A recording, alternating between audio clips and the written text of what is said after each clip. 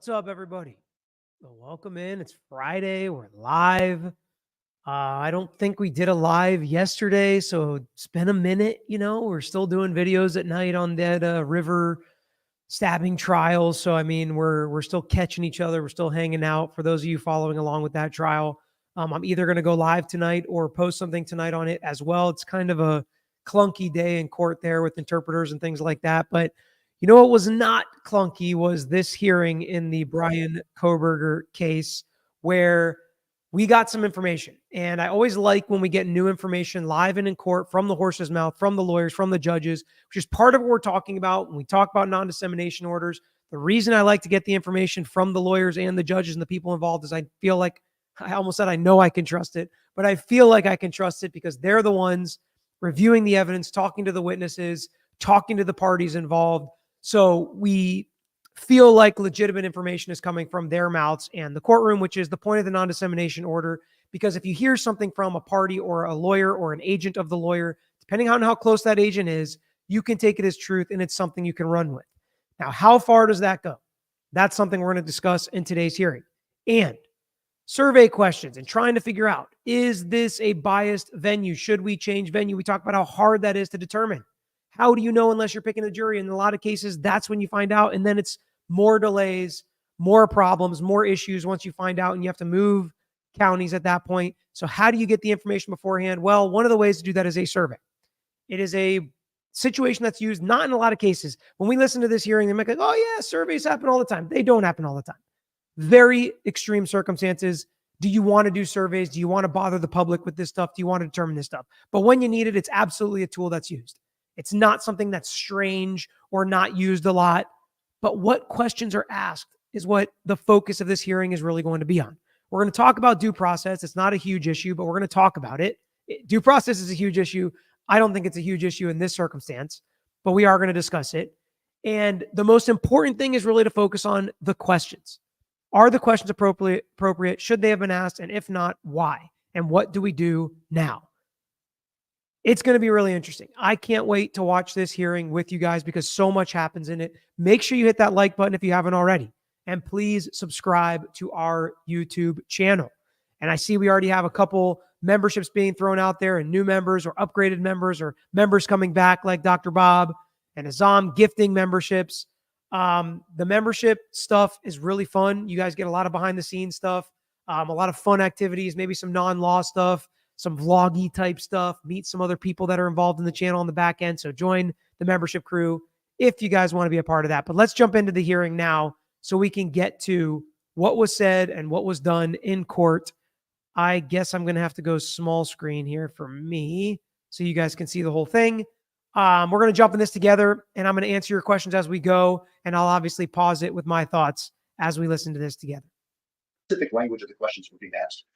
And Ms. Taylor represented to us, and I cannot dispute this, that's why I want to make this part of the record, that she had not seen the actual questions themselves, that she had proved the topics that could be looked into during the survey. So I want to put that in the record that we are not accusing Ms. Taylor of drafting these questions verbatim and then say, go send these out to the public.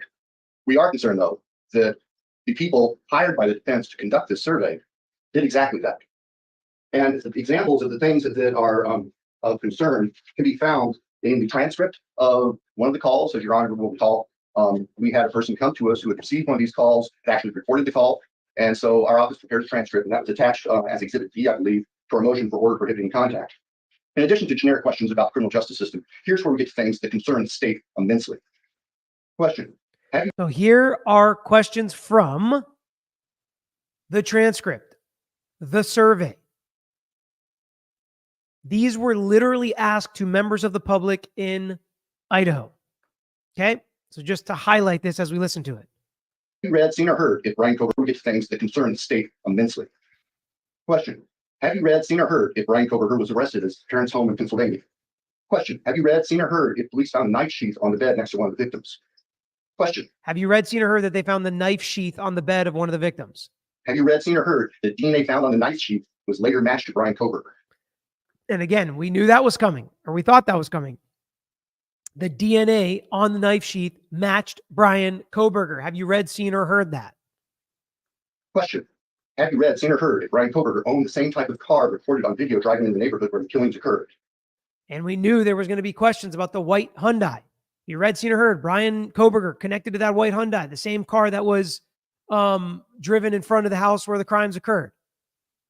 Have you seen, read, seen, or heard if the cell phone tower data showed that Brian Kohberger made several trips near the victim's home in the month before the killing? Have you read, seen, or heard that Brian Kohberger was casing the joint as proven by cell phone data plots? Okay, and all of the context and things added to these questions is what we're going to discuss. And it's just, they come off the top rope right at the beginning of the hearing. Yes, there's still over an hour of it left. We're going to list about an hour and 10 minutes of it, but we'll work through it as quick as we can. Have you read, seen, or heard if the university students in Moscow and their parents lived in fear until Brian Kohberger was arrested for the murders? Have you read, seen, or heard if Brian Kohberger said that he was out driving alone on the night of the murders? His alibi. Have you read, seen, or heard his alibi? Have you read, seen, or heard if Brian Kohberger stalked one of the victims? Have you read, seen, or heard if Brian Kohberger had followed one of the victims on social media? Your Honor, have you read, seen, or heard that he stalked and followed these victims on social media? Brian Kohberger, by name, the defendant, by name. there's absolutely no question, but that those questions are disseminating by means of communication, evidence expected to be presented, evidence that could be or would be inadmissible at trial. And I will say there are a number of these representations placed in the form of a question, but representations of fact that are not true. Or that would— Which ones? Which ones, Bill? Which ones are not true? Which ones do you believe are not true? I would love to hear him say which ones he believes are not true specifically. So we're going to start here. Okay. And we're going to start with, and let's do this a little bit so we can talk for a second.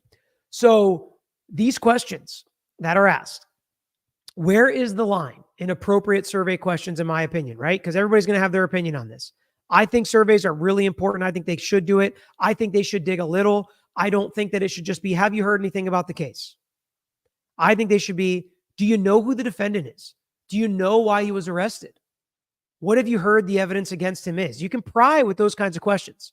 What I don't like and what I take issue with is leading questions basically that have the answer in the question. The punchline is in the question. Have you read, seen, or heard that his DNA was on the sheath that was found on the bed of one of the victims? Have you read, seen, or heard that he stalked them, drove there, proven by his cell phone, follows them on social media? That's probably one of the untruths, I would guess. But putting the answers in the question and telling that to these 400 residents of this county, to me, is completely nonsensical. Now, I told you before, if you guys remember, jury selection, there's kind of multiple forms. One form is you want all the jury to know you and like you and be part of your community so you can build it up and they can decide with you. The other is to get the jury to hate you. And some people were like, why would you ever want the jury to hate you? And I explained that you want to know then. If it's a bad jury, if they hate you or they hate your client, you want to strike them before they get on the jury. You don't want to be surprised later. And so that is one of the reasons you could think Kohberger and his team want to say, if you know, if they've heard this stuff and they think he's guilty because they heard this stuff, we want him out. And I get that. And I understand that. Here's the problem. If they didn't hear it before getting this survey done, now they've heard it. If they didn't look it up before this survey was done, they're probably going to look it up now. I mean, you can Google it right here, any of those questions.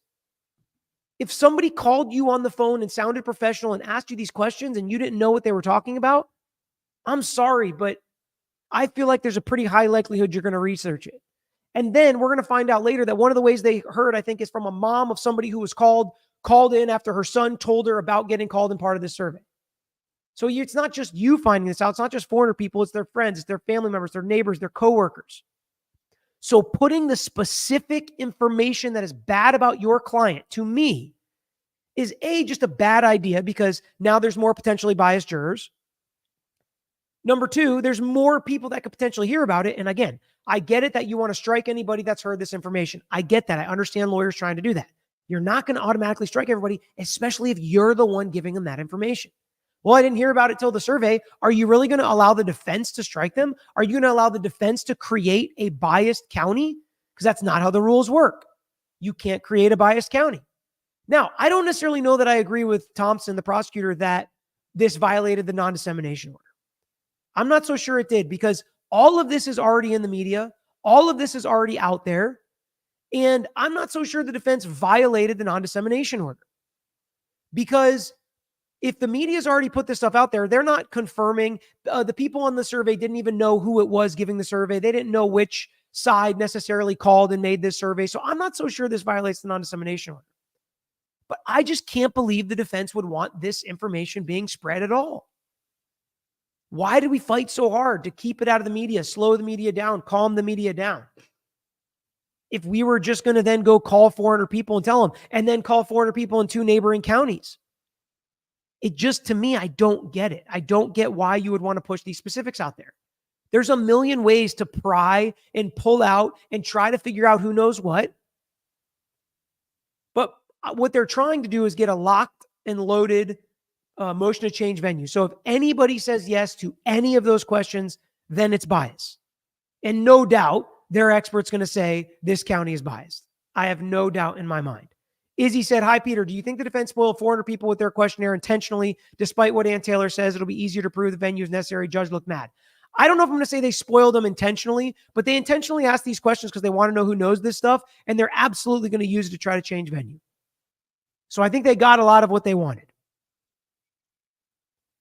Michelle M., how can it be acceptable given the dissemination order the defense attorney didn't review the questions prior to the surveys being sent out? Well, here's what I'll say. I think it's a pretty good argument that she said to her agents, go look in the media, see what the media is reporting on, and form your questions about that. And then you're not violating the non-dissemination order. Because it's not a lawyer. They don't know who it's coming from. I think there's an argument there at least. Now, I would have expected the expert to say, do you know anything about the weapon that was used? What do you know? Do you know anything about the crime scene? What did you hear about the crime scene? Do you know anything about the defendant, how they caught him, why they caught him, what happened with that? Do you know about any cell phone evidence? You can like trickle some things on there without saying the most damning pieces of evidence that people now have heard if they didn't hear before. Vicky can't believe these questions. I just can't believe them even from a strategic standpoint where I just wouldn't want this stuff to be spread anymore if I was the defense. If they know, they know. If you ask them during voir dire and they tell you, then they're going to get struck. I just think this is not, I don't think this is helpful defending their client, honestly. I know there are going to be people that disagree with me, but I don't think it's helpful to your client as the defendant.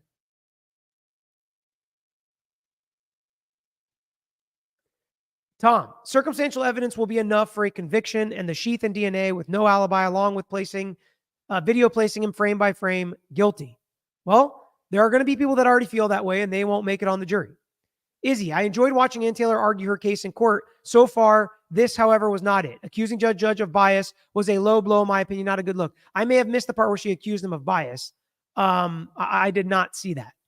I love seeing all the new members. Thank you, Jacqueline, for gifting 5 memberships, and Margarita for gifting 5 memberships. I'm going to throw some other new members here. Fallon is a new member and is gifting memberships, which is awesome. So is Laura. Thanks for gifting some memberships. A lot of fun stuff coming. We love the members. The membership stuff is always really fun. Maddie, what if the questions were standard for a proper survey? Absolutely. Standard for a proper survey, I don't even think the state would object. And they're going to discuss that more. Let's watch some more of the hearing together, and we will continue to answer questions. Thank you, Love, for gifting 20 memberships. That's awesome. Would not be offered at trial, or the performance or results of contamination tests. And these questions specifically refer to DNA testing. Now, I recognize that the defense says, well, all this information is out there in the public media somewhere, but that misses the point. That's assuming that every person in Latah County who was called has followed all this nonsense in social media, has followed extensive coverage. There are people who consciously avoid reading coverage or listening to coverage about this case because they don't want to. That's the fallacy of the position defense is taking here. So I don't agree with that. I don't think people are like consciously avoiding it in case they're on a jury. I don't agree with that one bit. Maybe consciously avoiding it because it's too sad or sickening or hard to read or follow. I buy that. What the agents of the defense have done is they have gone out and interrogated 400 citizens of Latah County and embedded in them facts specific to this case, some of which are not even true, some of which would not be admissible in court. And those people, whether they had heard that information before or not, are now saturated with that information. That is exactly what the non-dissemination order was intended to prohibit. That is reckless conduct, and it's outrageous. They can ask a survey and they can ask people, what do you know about the Brian Kohberger case? And there you go. See, he's going to say, now, I don't think he goes far enough in what he says he wouldn't object to, of course, because they've objected to like everything. But even he is going to say a million times, they don't have a problem with the survey. And Jenny, she did imply the judge was biased denying due process. She did more than imply that he was denying due process. I may have missed her say you're biased against us because I really don't think he is. And she's dead wrong, in my opinion, about denying due process. And he fixed it like that by saying, fine, we'll extend the deadline 14 days. What have you heard about the Brian Kohberger case? What do you think about the Brian Kohberger case? Do you have an opinion as to whether he's guilty or not guilty? Why do you think that? They can ask all those questions, legitimate survey questions if you want to do a legitimate survey of public sentiment. But these questions go far beyond that.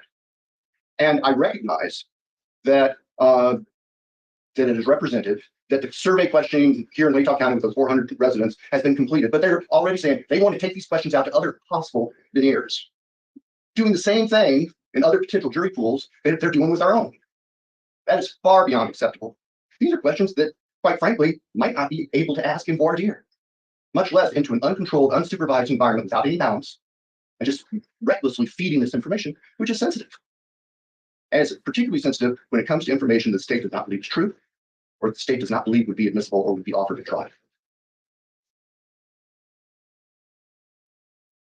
On the issue of whether information already publicly available isn't included in Your Honor's order, which clearly is because it doesn't say otherwise, we know that there's no exception in the court's order saying if the information is already publicly known, it's okay to disseminate it again. And indeed, that would be reckless for the very reasons that I just articulated, Judge. We would then be feeding information that is potentially prejudicial or that could affect the open-mindedness of prospective jurors to people who may not have heard it before. That's completely reckless. And so, Your Honor, based on that, we think this needs to come to a stop. We think if the defense wants to continue doing survey work, which they are welcome to do, given what we've seen here, the questions need to be approved by the court before they go out. And the questions certainly should not include the types of questions, fact-specific questions that have been delivered to 400 citizens of Latah County. So, Chronic Christie, this is something that's going to come up. Yeah, they didn't even tell or give the expert the non-dissemination order, which I think is a big mistake. I don't know that it was intentional. I don't think it was intentional. I don't think the expert would have done anything different. And Ann Taylor doesn't really say that he would have. Ann Taylor sits there and her position is this doesn't violate the non-dissemination order. I think they have an argument for it. I think the judge probably won't end up making a decision based on that. Maybe he will. But I don't think it would have changed anything. Honestly, I think she should have, but I don't think it would have changed anything.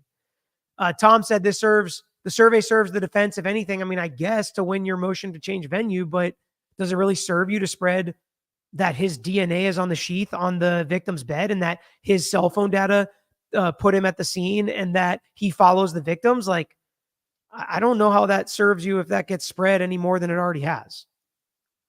That's where we're standing right now, Judge. Thank you. Thank you. So then how can we compare unless you use the same questions? That's the problem. I mean, the damage has been done. Well, that's one argument to make. But the judge is tipping his hand there saying the damage has been done, meaning he believes that this has done damage and not that it's kind of like no harm, no foul, no big deal.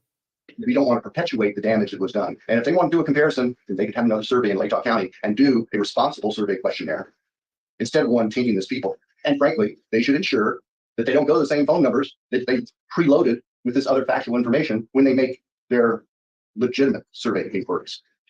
The defense's people brought this on themselves. It's not the state's fault. Nobody had control over this other than the folks who worked for the defense.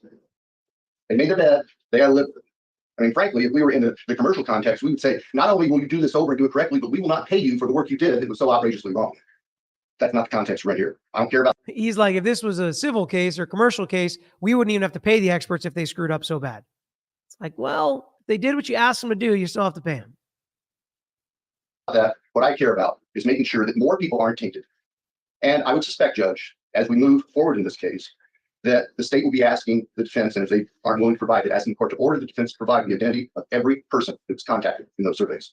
So when we get to voir dire, we can identify people who have been contacted, I guess is the best word to describe, and faced with these questions. And so we can incorporate that into the questions during voir dire to see just how much impact, if any, it had on each one of those particular jurors. I don't know how else to deal with this. I realize disqualified 40 people. Well, we could 400. 400, that's what I meant. Sorry. Yeah, 400. And we can do that. You know, I mean, I think that you'd have to, I would argue you'd have to. I mean, I think the defense is going to want them out too if they said yes to those answers. Daybreak, could it be strategy to help a potential appeal? If the judge doesn't change venue and they have all this information to show that there's bias and they should have changed venue, it absolutely could help with an argument for an appeal. Lisa, if they change venues, does this judge get to go to a new venue? So usually when they change venues, they still handle all the pretrial stuff here. They just try the case in a different venue. And yes, the same judge goes usually. Sly, who pays for the survey? I hate to tell you, but it's the same people that the survey is being given to, people of that county, the taxpayers. Lake Tahoe County has almost 40,000 residents, although not all of those are going to be part of the jury panels, prospective jury panels. But 400 may be a reasonably small number. And yes, I think that certainly would be a viable solution, is just identify those people. We can certainly identify them by telephone number who was called, and just not include them on the list. Since you're standing up, you want to talk about due process? Actually, Mr. Nye is the one prepared to talk about due process, and that's why he's on. He's available by Zoom. If you'd like to have that now, that'd be good. I'll come back to that. Yes, sir. Thank you. I'm concerned about that, Ms. Taylor. So go ahead. Your turn. Your Honor, we have Brian Edelman ready to testify by Zoom about these surveys before we hear his testimony. First, I want to hear about the process. I care more about how this came down than what he did. Although I just learned for the first time that you had nothing to do with the questions. I didn't write the questions, Judge. Those questions are generated by Brian Edelman, and he can tell you who he is and his educational background and why the questions are crafted as they're crafted. But I approved him doing this survey. This Sure. is not an anomaly. These kinds of surveys are done in high-profile cases quite often. I don't know how I could present to the court what's going to be required at the venue change hearing without understanding what is going on with the public. This is an anonymous survey. This is not one where anybody's identified as far as the defense wants to know this or the prosecutor wants to know this. It's a random survey, and there's a reason why there are general questions and more specific questions. And Mr. Edelman can explain that, but I'll do my best to paraphrase that. Okay. Well, I'm just curious. Did Mr. Edelman was he aware of the dissemination order? I don't know if he was aware of that or not, but we gave him no information in the case, Your Honor. He received nothing from us as far as no police reports, no contact with our client, no interviews. He received no information. His entire construct of this survey is, as he does in his high profile cases, he pulled the media local to this area to see what the most common stories were. Those are. And I think that's a good way to start with the questions. And it seems like she did not approve the questions or see them beforehand, which a lot of people are asking. Colleen, will a change of venue delay the trial? It could, but it doesn't have to, because they're working that in, knowing that that's potentially something that is going to happen in this case. So I think a lot of this was good by the defense, and a lot of this makes sense. The survey, again, good. Having him look at what's being asked in the media to formulate his questions, good. But stating the most damning facts that have been reported that we've tried to put a lid on, try to keep people from pre-convicting and judging him prior to, based on these things that sound so bad, like stalking and casing the joint and cell phone putting him there, and his DNA on the sheath of the weapon that was found by the victim. Like, that is not the stuff we want to be pushing out there. I would think, as somebody that fights for the presumption of innocence, this destroys that. Now, I get it. We're trying to prove a point. And the defense, their strategy seems to be, that's already happened. There's nothing we can do. And this venue is a problem. But I think a lot of venues are going to be problematic. And the more people you push those facts to, the worse it gets, I think, for your client, just overall. But maybe they think it's that much worse in this county, in Lake Tahoe County, and therefore they'll do what's necessary to move it. I don't know. Things that are in the public arena. So this court and counsel knows how much coverage this case has received. And he does what he does by looking only at what's in the public. We didn't provide him any police reports. We didn't. So this, Kate, she says a lot of things like this. What I think she means is they discussed generally what they were looking for and what they wanted to do, but the company and Edelman, I guess, drafted the questions. I'm sorry. It's just that does miss the point. I mean, it's kind of ironic that we have worked so hard, including you, okay, both sides, to protect a fair trial, okay? And our concern from the very beginning was all the media stuff floating around, okay, that affects your client, Mr. Kohberger, to get a fair trial. And some of these questions actually create a concern about, that they're inculpatory. It could be prejudice for his client, okay? And that I'm just surprised that that both of you didn't come together and say, you know, there are certain things that we probably shouldn't put into the public on a telephone call. I mean, it really concerns me, and that's why I did what I did that Friday. Now I'm being accused of violating a due process, which is a whole big issue for me. I can understand that that would not be taken. I have to represent my client to the best of my ability. And the reason for that, Your Honor, with all due respect, I was shocked to see the court issue an order within hours of the state filing a motion late on a Friday without giving us a chance to be heard. And that's going to delve in. It's so weird that she says without giving us a chance to be heard when she did respond. I get they didn't get a hearing on it. It was emergency-ish type order.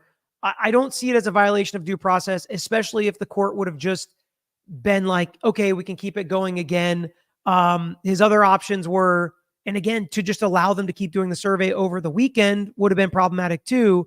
I just think that this argument of due process is not a great argument. Matt says 400 is less than 1%. A percentage will already have been aware. Yes, others will have mentioned it to each other, but even 400, all details in PCA and press plus BT revealed questions to wider audience and hearing. I agree.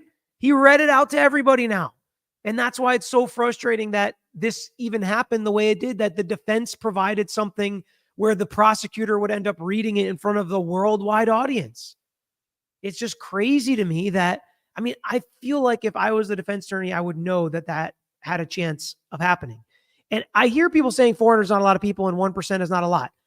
I try cases for the majority of my cases, Pinellas, Pasco, Hillsborough County, between 1 and 2 million people per county.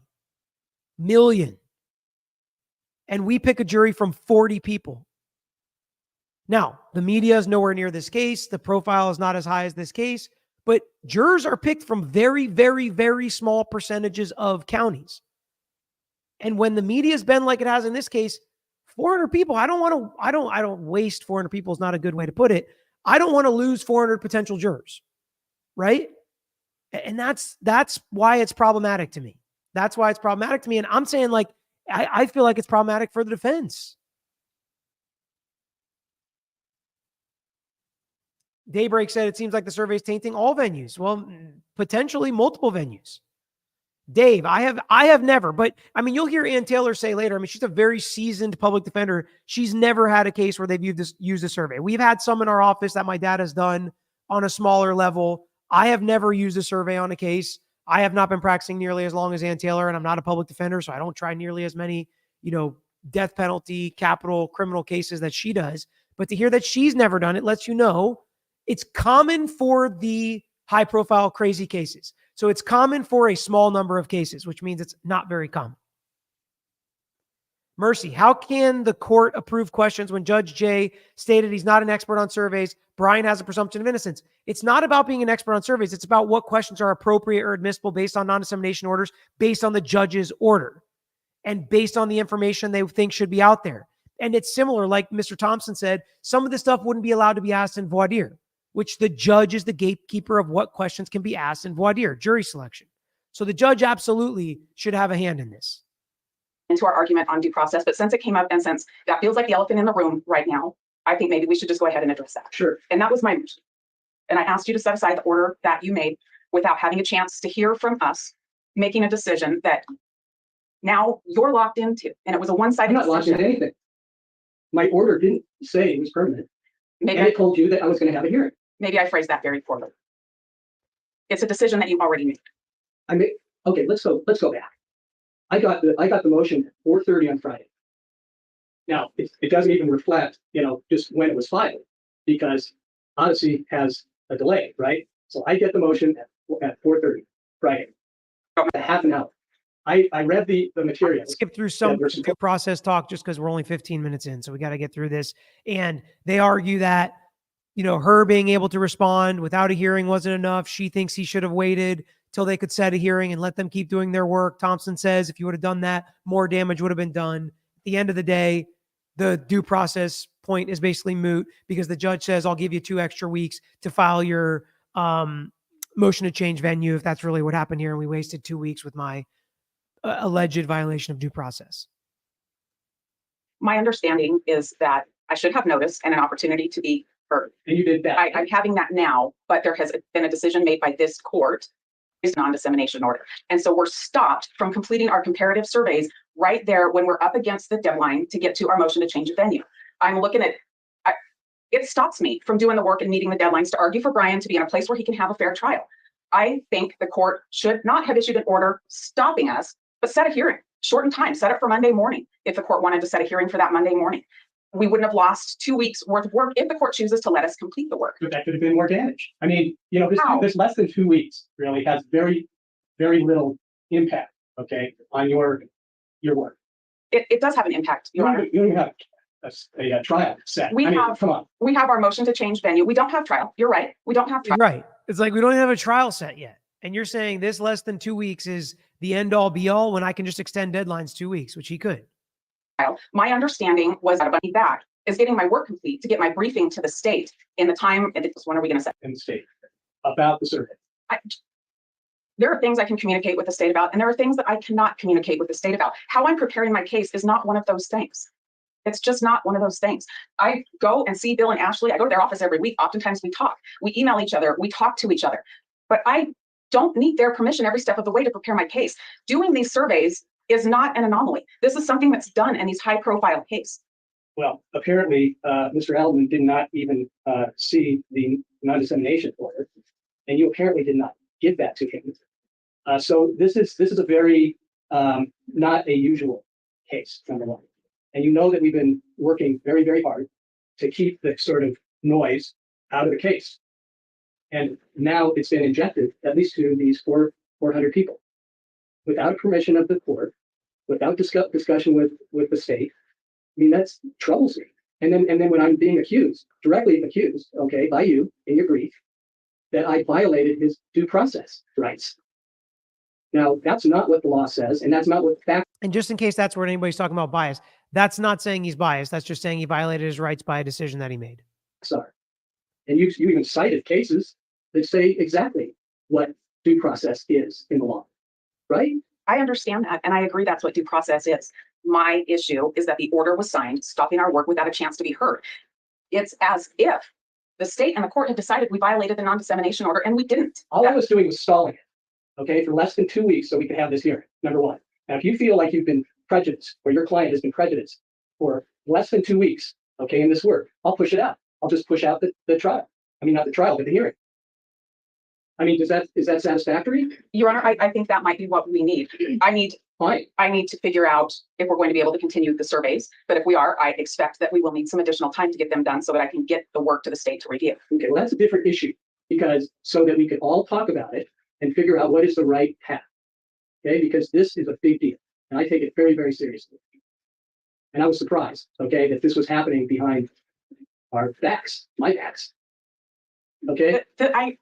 I understand that this probably is the first time this court has run into it. I know it was the first time that Mr. Thompson has run into it.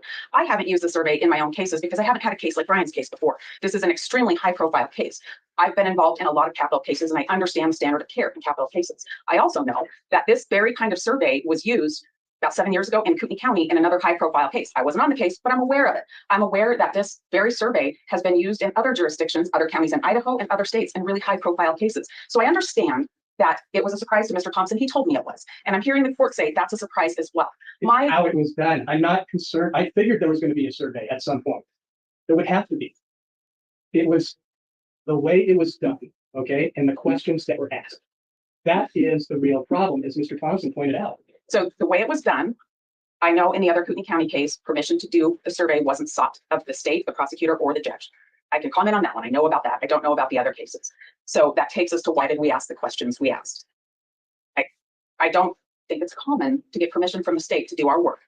I think that it's a surprise because it's the first time that's happened, at least when this court's been on the bench and in Mr. Thompson's tenure here.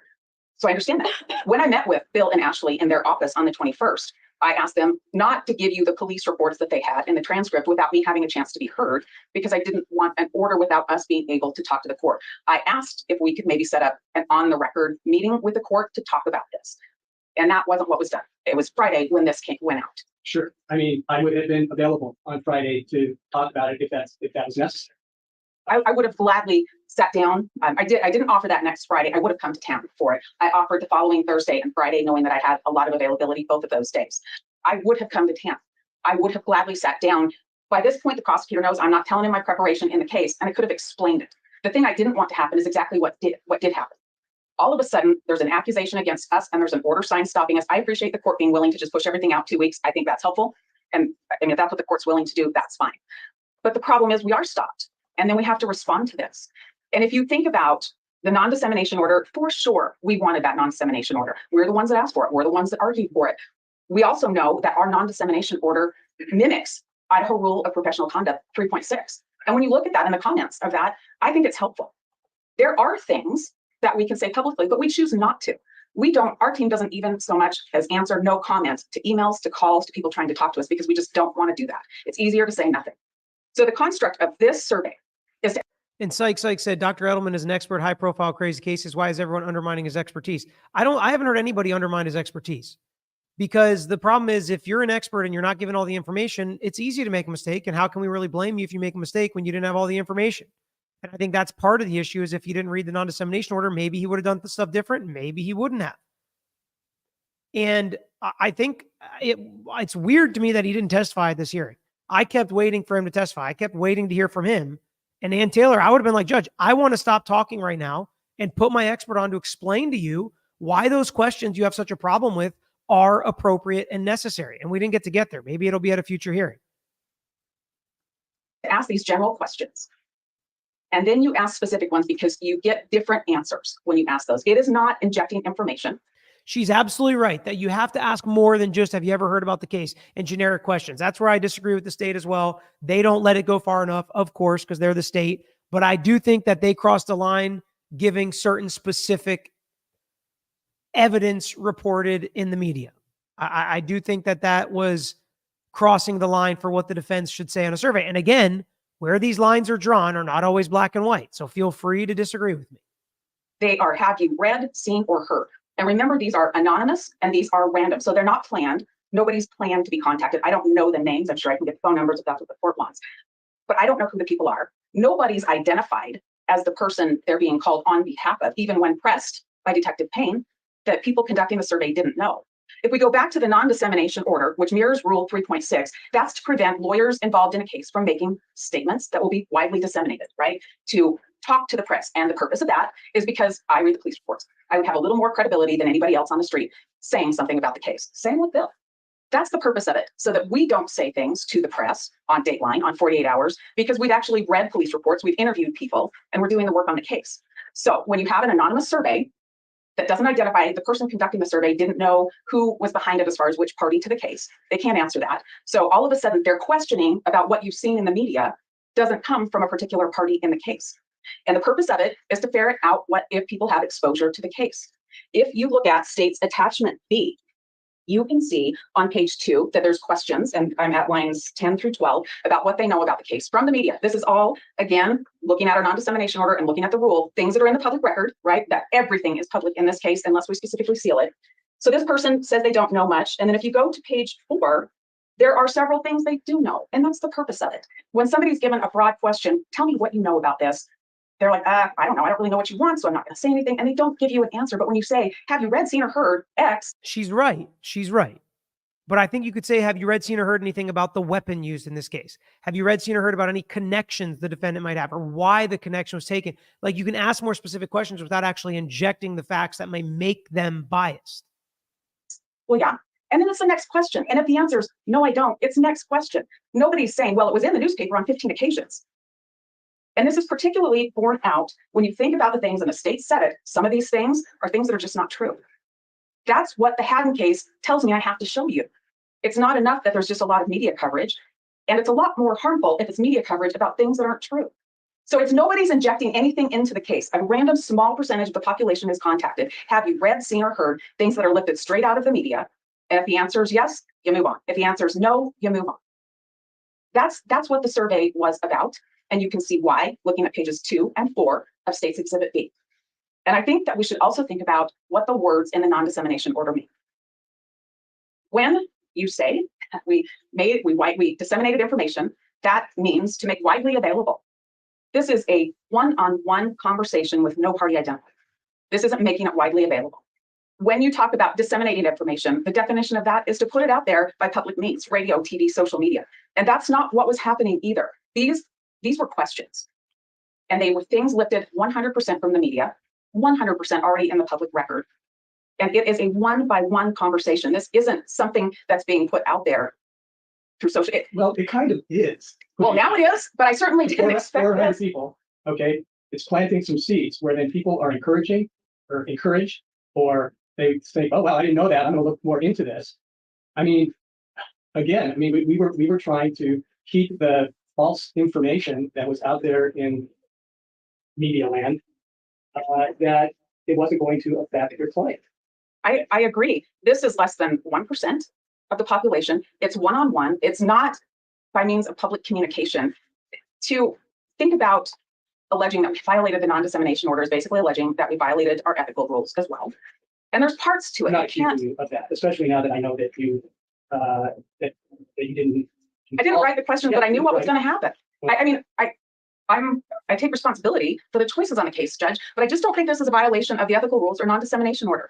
These are questions about things already in the public record. That's in our order. That's in the rule.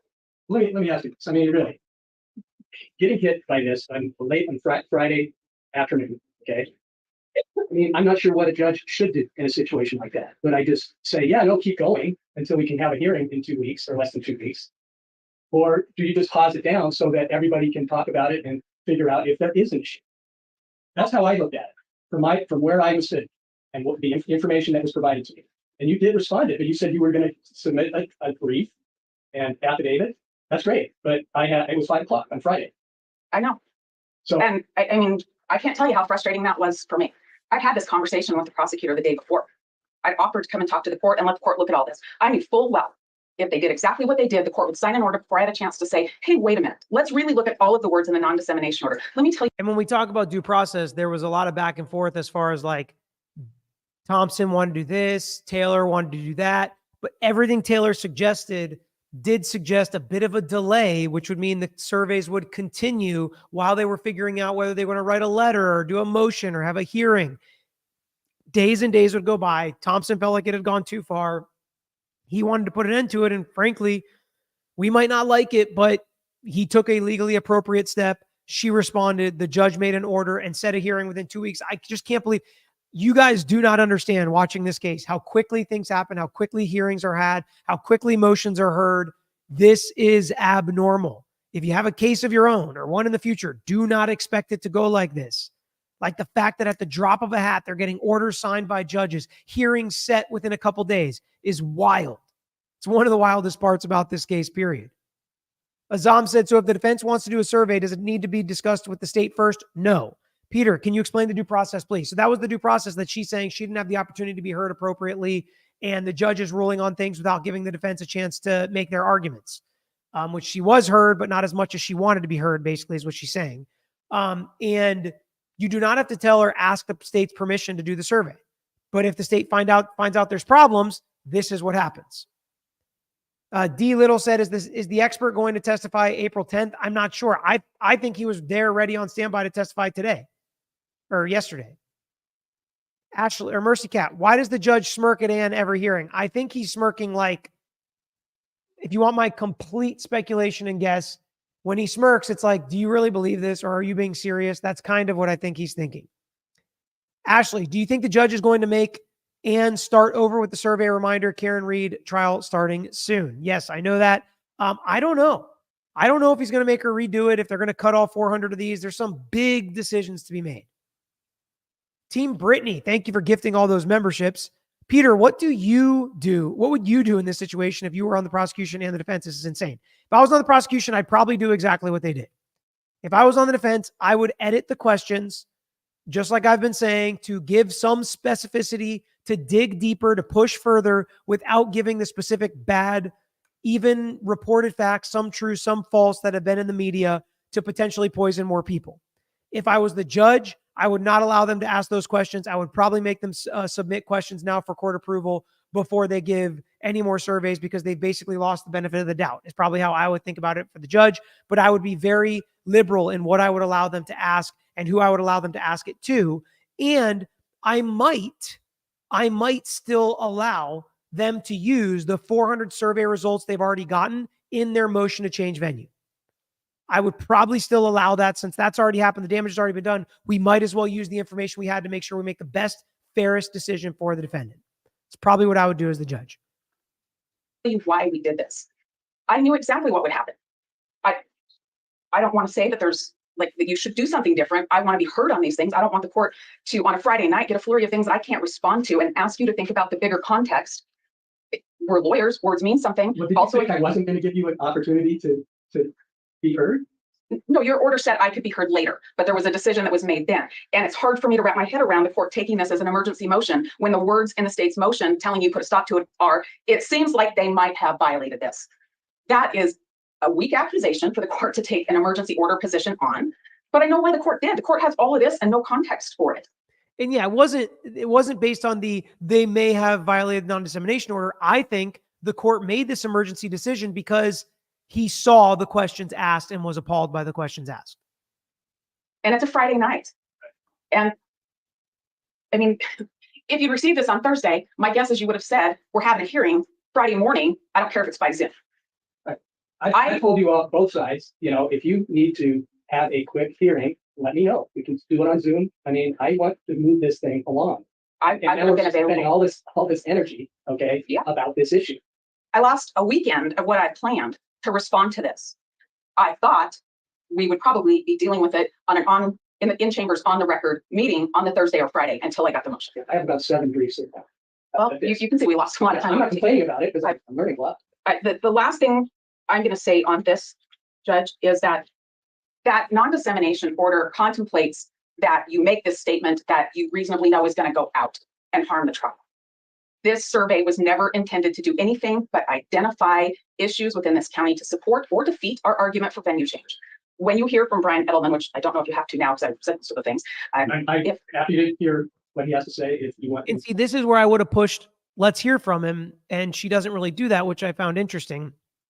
Barb, Crumbly wants house arrest at her lawyer's house. Yes, I'm going to do a video on that to post tomorrow. So make sure everybody subscribes and hits that reminder bell so you don't miss the videos we post, even sometimes on the weekends. Vicky with a Y said, off topic, did you know Lori Vallow Daybell's brother is a pickleball pro champ? I absolutely did not know that. That's a wild thing in the universe. Daybreak. Okay, if the survey only hurts the defense, but defense insists they want to continue, what consequence is there just to let them continue? Because you can't let them poison their own jury pool. So if they do this survey and the judge says, no, we're not going to change venue, and now some of the 400 people show up for jury duty and they're like, well, yeah, I heard this, that, and the other from somebody calling me on the phone. Now they're striking people. They're making it harder to pick a jury in a county that they should have been able to pick a jury if not for their own doing. It's the same reason for the non-dissemination order. They're not allowed to go say stuff out there that makes it harder for them to try their case. So that's basically what they're saying they can't do here in this survey. He said, You would know, and you probably know from his affidavit, sometimes he recommends against venue change because it's not there. He's done with Latah County. The results aren't compiled yet. I anticipate he'll recommend we change venue. Where we are now is we'd like to finish the other 2 counties. You don't have to do 2. You did say that. It says her expert is going to recommend change of venue. He said that Latah County is biased. I anticipate he's going to recommend we change venue for that reason. So he thinks Latah County's biased. No crap, Sherlock, right? It's like, yeah, I get it. And I think they may need to change venue, and that has nothing to do with this. Just because I think some of these questions were over the line doesn't mean I think that there's no bias or they shouldn't have to change venue. If it's biased, which it probably is, they are going to probably change venue, or maybe they will, maybe they won't. I just don't know where they're going to find some place that's not biased. And we are going to hear them talk about potential options later on. It's unusual to change venue, but this is an unusual case. I'm interested from him how he defines bias. Yeah. We all have some biases.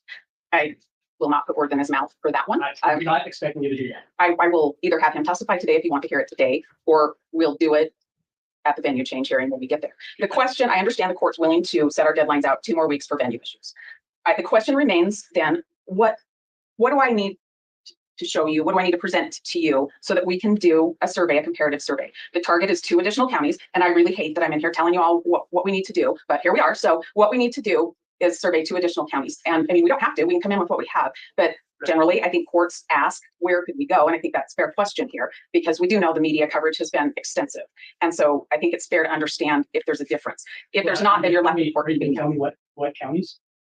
I mean, I can. Do you want me to publicly disseminate that? Because this is the very definition of public dissemination. So here we get into the potential counties this case may or may not be moved into. I don't know if that should be done, or it seems like it could have some, whether or not there's some credibility about the survey, depending on what county you are looking at. We have very different counties and different thinking throughout the state. So I don't know what Mr. Edelman has in mind, or what you have in mind. I can tell you, Your Honor. His recommendation is that we do one of the counties in Southeast Idaho because it's a different news feed and it's not on the front page of the paper every day. So we will do a Southeastern Idaho count. That's one option, is Southeastern Idaho, different news wire, whatever she said. So maybe that'll be better. And then, of course, many of you guessed it. What other county are they going to look at? It would be Bannock or Bonneville. And I think Bonneville is slightly bigger than Bannock. The other county is Ada. And the reason for Ada County. No surprise there. That's where Chad Daybell's trial is going on right now. Big county, big courthouse, where the high profile trials can be. Other things going on there, shorter news cycle. Everybody's not just locked into one case. No surprise that we knew that they were going to consider Ada County. For Ada is because it has a very large courthouse with a lot of good security, and that court system has handled high profile cases in a way that's safe for everybody. The population is very large there. So even if we had to draw off a lot of jurors, we'd have the population there to do it. Additionally, Ada County makes sense when you look at the Rule 21B, the convenience because of the airport and the number of out-of-town people that will be coming in, and the ability to have hotels and restaurants where there would be people wouldn't be running to other people necessarily. So Ada makes a lot of sense for a lot of reasons to me. Those reasons, the courthouse security and places to stay among them. But Dr. Edelman has told us that because of the news feed, that we really need to do a Southeastern Idaho. And so the decision was to do both. And in my mind, that is because it makes sense to know if we're going to go to the time to understand this and really give the court a picture, the court might want to know those two questions. They might want to know which counties they want a solution, right? Don't just bring a problem, bring a solution. If this county is not right for this trial, which one's right? So I get that. Critical thinking cap. Hi, Peter. If the defense provided zero facts of the case, well, they didn't provide zero facts of the case. They definitely provided facts. Only public information. Well, that's fine. That public information can still be facts about the case that we used in the survey. How does that violate the non-dissemination order? I said in the beginning, I'm not so sure it does. I think there's a good argument it didn't violate the non-dissemination order. That still doesn't mean that the questions are appropriate, right? Like making sure citizens of your county, if they would have just sent them a million links of news articles, I don't think the judge would be happy about agents of the defense doing that. That would be poisoning the jury pool. You shouldn't do that, whether it violates the non-dissemination order or not. I think that's the problem. That's the major problem to me. Just Rhonda, can someone tell me, is this a death penalty case? Yes, it is. Thank you. Sure. I don't think I have anything left to say right now. Okay, thank you. I'm not sure that the due process issue is something that's at issue right now. I think I already made this decision. I mean, based on the facts and the law. I mean, There's no due process violation here. No. There is nothing wrong. In fact, law contemplates the court can take emergency action to stop something and call a timeout until it affords everybody the opportunity to have their say and the court can make a final decision. That is all Your Honor did here. And I would suggest, Judge, that it would not be prudent or proper for Your Honor to change or limit your own authority on that. I think that you have to continue to reserve to yourself the ability to act quickly to cause a timeout if you are alarmed sufficiently to justify that with others without full hearings with everybody. oh, well, but Ms. Taylor wanted, she said, from here on out, we're going to talk about that too. Because now I understand, because I haven't seen it yet, because I didn't have a computer, that you are stipulating to sealing all the discovery stuff. And I just stopped, okay, in terms of signing on those orders that you're sending me, because I don't want to be accused of doing the wrong thing. And there's another situation that you brought up, Ms. Taylor, about that there was a prior thing where I had done that, got the IPD, Yep. and the state asked to do a public order, just to say that we provided the IDG or some of the IDG to you. And that doesn't really say anything except that. Okay. But you were criticizing me for that too. Your Honor, to be clear, it's not the content of that order. My concern is the process. My concern is it feels like from our perspective that Mr. Thompson says, hey, judge, can you do this? and I'm getting ready to weigh in and it gets done. I didn't get a response from you. Your Honor, that was out the same day. I was in the process of writing, this was by letter, it wasn't by motion. I was in the process of writing a letter to the court asking to be heard on some issues, and the order was signed, or the new order was generated. The content of it isn't the problem. It's the concern about the process, the concern about making sure we have a clear record of what's done, and the concern about things halting what we're doing before we can be heard. And Okay, did you want that to be not sealed? The other part, all the IGB stuff, that's like 6 pages. 7 pages? No, Your Honor, I don't have a problem with what the court ended up doing. I was So she's saying, I maybe would not have even objected to something, but you got to give me the opportunity to object. And she is right about that.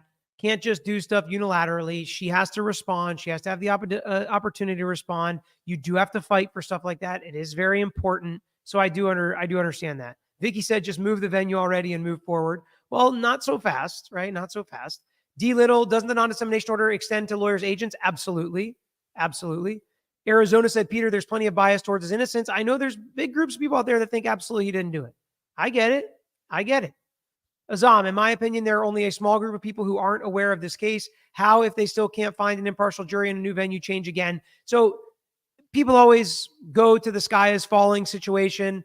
They're going to be able to find a jury somewhere in Idaho in this case. Where? I don't know, but I'm confident they'll be able to.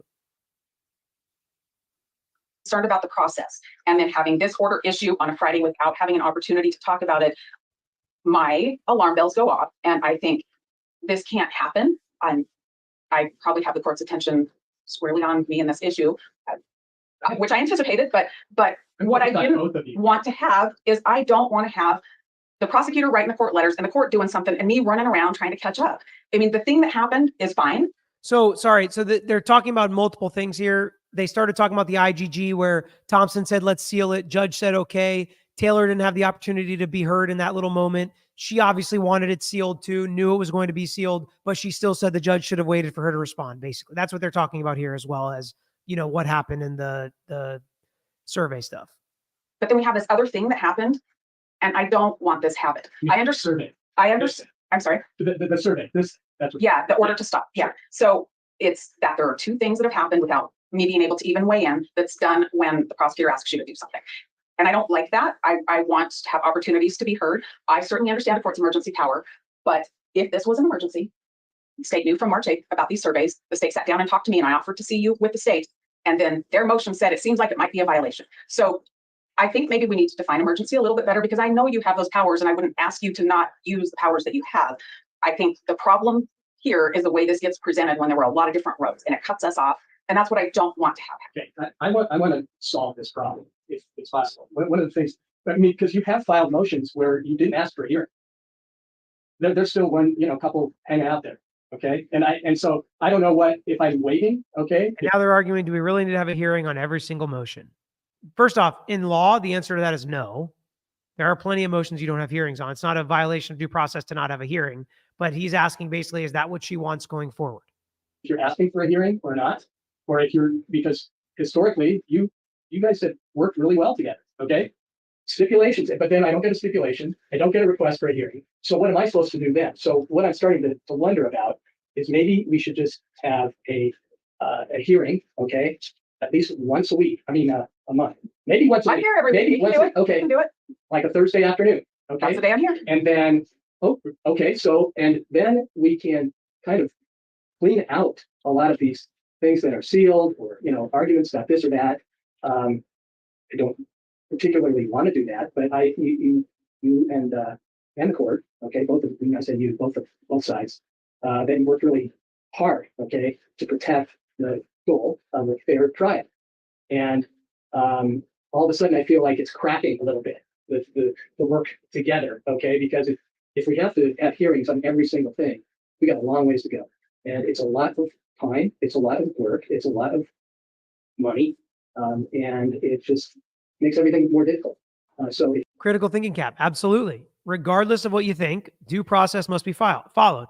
Now, the difference between the IGG sealing where she didn't get to respond and this is she did respond. There was a motion, there was a response, and the judge made a ruling and made a temporary ruling until he could have a hearing 14 days later. That happens all the time in what is an emergency situation. You may not agree it's an emergency situation, but it's also not a violation of due process, in my opinion, in that part. If she wouldn't have been heard and the judge just ruled on it without having anything done by the defense, then I think she has a better argument. Now, she said she wanted to be heard further before the judge made a decision. And the judge is allowed, it's the same thing if you think about like a restraining order. If the judge is going to make an emergency decision and think about it later, he is trying to stop further damage from happening. So that's why a restraining order is put on somebody that's in fear and in danger so that they can prevent it. Or if somebody's selling something that's yours, restraining order stops so we can figure this out so there's not more irreparable harm done.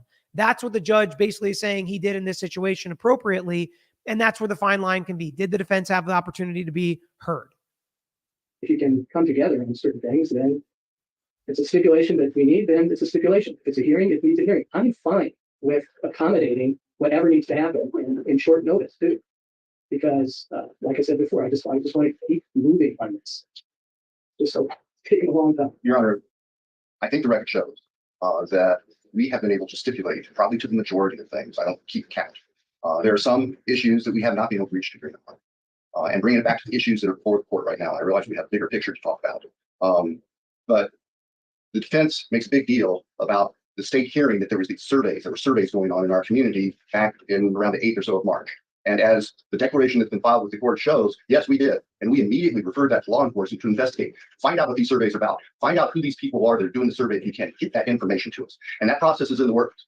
And just days before we were able to meet Ms. Taylor on the 21st of March, just days before, we got the reports from the police department, and we also got that recording.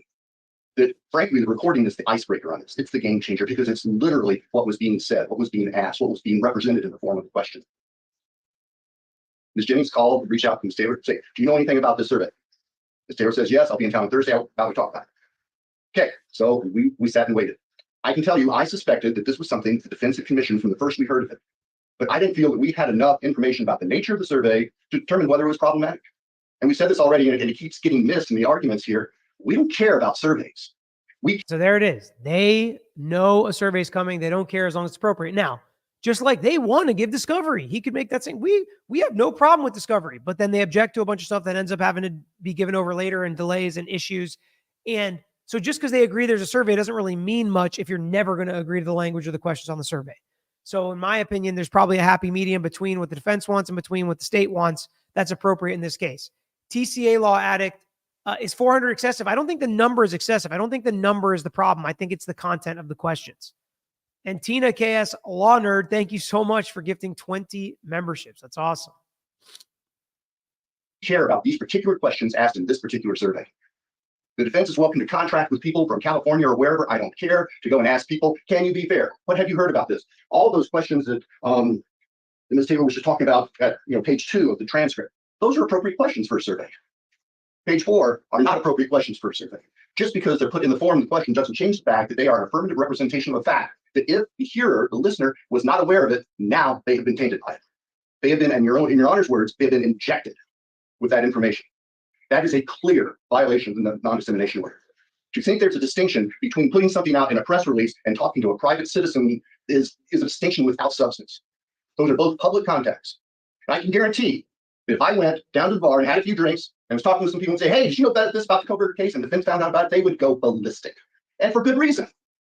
That should never happen. But that's exactly what's happened here. Not by Ms. Taylor. I'm not faulting Ms. Taylor for the questions themselves, but by the people they hired to do this. And it had to stop. Your Honor was absolutely correct. Cut it off. And let's sort this thing out. And if we lose 2 weeks, well, we can make up 2 weeks. Your decision was perfectly appropriate. For the defense to claim there's some due process violation, that happens. That's part of the game. I'm not here. But just because somebody complains doesn't mean that it's legally wrong. And there is no due process violation here. And Mr. Knight is prepared to argue due process minutiae if that's what we want. But I don't think we need to deal with that. We are dealing with the issue of these questions in the survey. They are completely inappropriate. We have a group of at least 400 people in Lake Tahoe County who have been exposed to this in violation of the non-dissemination order. I think Your Honor is probably right. The only way we can deal with, or the best way to deal with that, would be to exclude them from any prospective jury pool. But we sure as heck don't want to say to the defense's consultants, yes, go do this in other venues as well, where if we can't pick a jury here in Lake Tahoe County, we have to go to. Go ahead and mess with them too. That's ridiculous.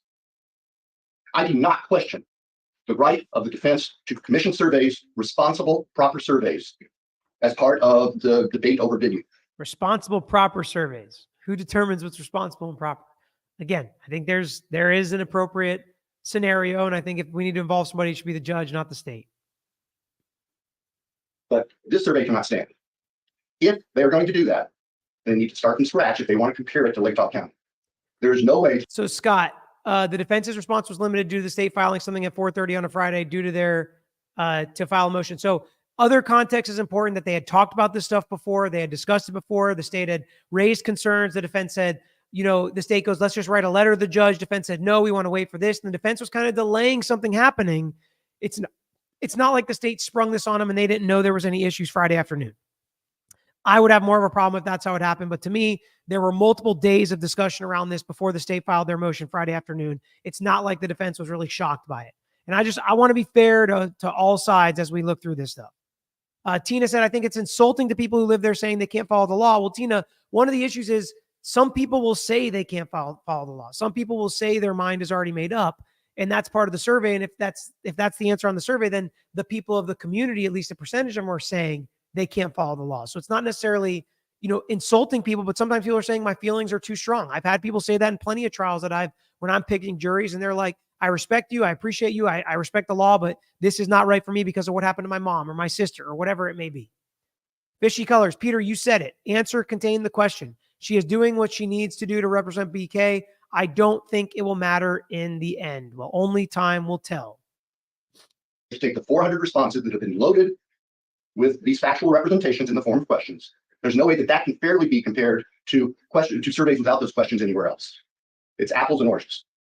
And yes, it may be an expense, and it may be a delay of time, and it may be an inconvenience, but it is not of the state's making.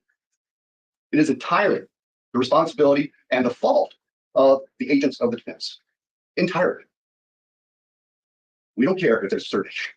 Now, I'll keep saying that because we keep hearing from the defense that we don't do surveys in Lake Talk County. That's not the issue. We know a survey is going to happen here. Now, when it comes to this idea of what happened 2 weeks ago, when we met with Ms. Taylor, we said, Ms. Taylor, actually I said, Ann, we gave her the information. We talked about it. She indicated she wasn't aware of the actual questions. We said, we're very concerned about this. This needs to stop. And the response, if I remember, was along the lines of, well, we think they're about done in Lake Talk County. And I said, well, we need to bring this to the court's attention. Here's my proposal. We will send a letter to Judge with these attached, copy to you, and we can have a discussion. And I was told no. The defense did not want, Your Honor, to see this without also having whatever they wanted to offer in response to it as well. I said, well, that's not how it works. I mean, we'll file a motion. Normal law practice. I've been practicing for 43 years. I lose count now. If you can't resolve something, you file a motion with the court. If there are things you want to base your motion on, you attach them to the motion, and we proceed from there. And so that's where we left it. Ms. Taylor did say, well, I could be available the following Friday, Thursday or Friday, to talk with Judge. And to my mind, well, that's too little, too late. As far as we know, these surveys are going on again right now. Wrapping up or starting somewhere else, whatever. It needed to be addressed quickly, not wait a week to have a conversation and then go into a conversation where you're left cold. We walk in the door and we aren't able to provide you the basis for our concerns. So you are completely helpless with information. That's not how it works. That's not how informed decisions are made. So we prepared a motion. We made the attachments. We filed it mid-afternoon, early mid-afternoon, not late in the day as it's characterized. All right, so maybe not noon, but early mid-afternoon, he said. I know somebody else put noon up there. Mandola, could they not have just rang her on Friday? So it sounds like they talked before Friday. That's what I'm saying. They talked before Friday, couldn't work out a resolution. So the state said, okay, well, when we can't agree on something, which I've said this with the defense a million times, when you can't agree on something, you let the judge decide. That's the point. Vicky, Peter, do you think the constant rehashing is necessary? No, I think they have belabored all of these points, which is why I've tried to jump ahead a few chances when I get them. Thank you, Team Brittany, for continuing to gift these memberships. That's so awesome. Everybody make sure you guys hit that like button if you haven't already. We got over 5,000 here in the chat. Let's get to 5,000 likes now while we continue to watch them beat this dead horse for the next, there's probably only about 10 minutes left we're going to watch. Characterized here, and I appreciate that Your Honor didn't see it later in the day. But that wasn't the intent. The intent was to get it filed as quickly as we could. There was no scheme to do some, 5 minutes to 5 o'clock filing and take some advantage. That's not the way we do business. That's not the way I do business. And frankly, it's a little offensive to have that suggestion made, but I'm going to move beyond that. There's nothing I like less than when lawyers say, I am a little offended at what this argument is, but I'll go ahead and move past it. It's like, if you're that offended, let's talk about it. If you're not, don't mention it. I have to say, I am disappointed to learn today that Dr. Edelman and his associates were not made privy to the non-dissemination order. But we can't undo that. And once again, that's not of the state's making. My knowledge, everybody that has been asked to take actions of any type on behalf of the state has been made aware of those restrictions because they are our agents.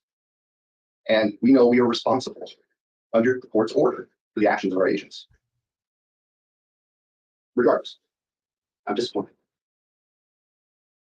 I also want to be clear that I'm not standing here today making a bar association ethical complaint against any member of the defense team, more specific. No. And that's what we're concerned about.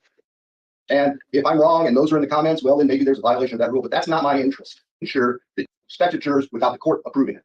Because we've seen that the people retained by the defense cannot be trusted in that regard. Fools once, shame on us. Shame on you. Fools twice, shame on us. We don't want to get into that. If they wish to proceed with surveys, they can, but they need to start over. Start over in Lake County. Yes, sir. Absolutely. Absolutely. There's no other way to get a fair comparison with any other prospective veneer without doing a new survey in Lake County and not including any of the people who were surveyed in this 400-person group. That's the only way we can avoid this taint. Again, this is not of the state's making. We are trying to salvage a mess.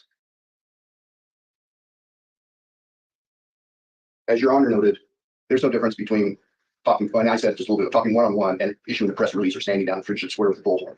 The dissemination is dissemination to a member of the public, and it's equally in violation of the no contact order or the non-dissemination order. Do you think some of those 400 people might have talked to other people, like their families, I know their friends? I know they have, Judge, and the reason I know that is we got a call from the sheriff's office earlier today where a woman called and said that she had heard about the survey and the survey made her uncomfortable. And when they called her back, it actually was her son that had received the survey inquiries a couple weeks ago and happened to mention it to her. And she just wanted the sheriff's office to know about that. I mean, we have good, responsible people in this county. And that's an example of the 400 people being definitely more than 400 people. Mercy Cat, in your experience, do people dislike attorneys just for being female? Anne is just doing her job. Brian has a presumption of innocence. So a couple things on this. Number one, yes, there are always going to be people in the world that don't like people for what they look like, who they are, how they carry themselves, gender, race, religion, all protected classes. Yes, there are still people that do not like people for those reasons. But let me just tell you this. One of the most disliked professions in the entire world is a criminal defense lawyer. And I have seen people trash. I mean, I grew up, my dad has been a criminal defense lawyer my entire life. And when I went to school with kids, they're like, how could your dad do that? How could he defend this person? How could he defend that person? I can't believe it. It's despicable. He's a scumbag. That, and I went to criminal defense lawyer retreats and conferences and whatever, and they all knew it. They all know it. Some of them love it and bask in it. Others of them struggle with it, and others just kind of deal with it and realize it's their job. So it's not unusual for people to look poorly on criminal defense attorneys. Team Brittany said, Peter, this is so sad. I pray for justice for Kaylee, Madison, Xana, and Ethan. That's the bottom line. Could not agree with you more. And they can sense what's right and what's wrong. You don't have to be a trained lawyer to know that it's not right to go out asking these kind of questions to people who might be prospective jurors in the case. It's just not right. So that's what we need to do today, Judge. I don't believe there's a due process issue. Matter of fact, I know there's no legal due process issue here. I appreciate Ms. Taylor isn't happy with the things ready to roll out. That's life sometimes. But there's no due process issue here. And we ask that Your Honor enter the order, cutting off any more use of the survey, directing that the defense, if they wish to continue with the survey, start over and submit questions to the court to make sure that we aren't getting ourselves back into a similar situation, baiting people who may have no knowledge of this case with detailed information, some of which is completely false. So Ellie asked, new member here, Anne insinuated sharing the questions with the state would potentially be damaging to her case, but it's not even a matter of the fence she's going to go with. Is she BSing? So this is one of those things, again, that sharing the questions to the questionnaire or to the survey might not necessarily be worthy of a secret, but you just don't want to share anything with the state that you don't have to if you're the defense. And the law does not say you have to with these survey questions. So we don't want to make them do that. Now, once you blow it and ask the wrong questions, then the court can say these have to be court-approved questions, or we have to argue about them or discuss them or whatever. You lose the right to get the benefit of the doubt. But generally speaking, you just don't want to share stuff you don't have to. That's generally it. Azam, love your energy, Peter. Keep me awake at 2:30 a.m. And then Azam also asked, "Oh, Peter, you were bullied at school." No, I would not consider it bullied at all. Kids are going to be mean, and that stuff happens. And I knew, I feel like I knew at a pretty young age why my dad did what he did. I knew my dad's character. It never really bothered me. To me, I was more like, I wish you guys understood. And I hope that you never actually need a lawyer, because I think that you'd feel differently if you did. Toronto said, I thought ambulance chasers were the most disliked. Second most. JB, how is the defense on the hook for the surveys, yet the prosecution read every question out loud to the public? Who is causing more damage here? Well, it's kind of like if you get in a car accident and then the doctor screws up the surgery. Yes, the doctor is at fault for messing up the surgery, but you would never have been there if you didn't get in the car accident in the first place. So if the defense would have never put these questions out there, they would have never been read on the record. Do I think the prosecutor had to read them on the record? No. And not only completely false, but it's false in a sense that makes Mr. Kohberger look bad. It is creating bias against Mr. Kohberger based on false or inadmissible evidence. That's outrageous. How can we possibly preserve a jury pool when that's going on? We can't. It has to stop. Thanks, Judge. Mr. Thompson, Taylor. So not liking the So, Emmy, this is a great question. I'm going to leave it up here as we hear from Ann Taylor, because she's about to answer, I think, what you're getting at here. result of a hearing or not liking an order from the court is one. That happens all the time. I think courts probably have people. There will be decisions I like and decisions I don't. It's the way it's been in the past. This was solely about being shut out of the process before a decision was made. I understand the order said I could have my day. Here's my day. So that I want to make it clear. It's just that motion didn't come because I didn't like the result. I didn't like the process. That was it. That was my issue too. The process. And I wanted to be heard about that. I do not think that these survey questions that related to what have you heard in the media injected information to people. I understand that this is a close community, and I understand that people will call officers with concerns and the prosecutor with concerns, and that's kind of the thing that I'm worried about, is the close-knit nature of it. That's a good thing unless you are an outsider having a trial, and then it's not a good thing. And that's that.